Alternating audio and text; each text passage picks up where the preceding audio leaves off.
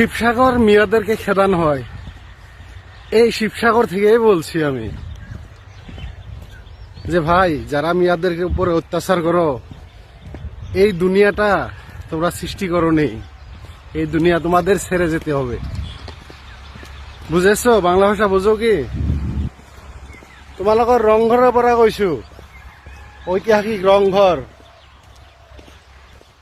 ইয়াৰ পৰা তোমালোকে এটা কথা জানি লোৱা, এই পৃথিৱী কাৰো বাবে চিৰস্থায়ী নহয়। ইয়াৰ যিজন ৰজা আছিল তেখেত কিন্তু আজি নাই, তোমালোকে এৰি যাব লাগিব।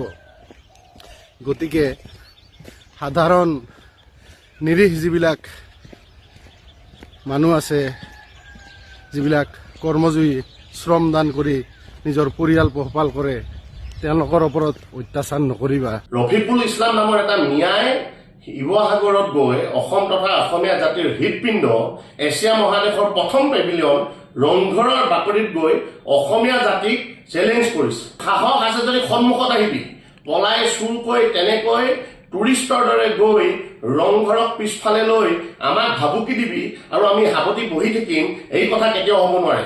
মনত ৰাখিবি, এই ৰংঘৰৰ বাকৰিতে আমি ৭০ বাৰকে মোগলক পৰাস্ত কৰাৰ পিছত আমি তাত আনন্দ উল্লাস কৰিছিলো, আৰু তই তাত গৈ আমাৰ হৃদপিণ্ডত গৈ তই আক্ৰমণ কৰিবি, কামোৰ বহাবলৈ চেষ্টা কৰিবি, তোক আমি ক্ষমা কৰি দিম, এয়া কেতিয়াও হ'ব নোৱাৰে।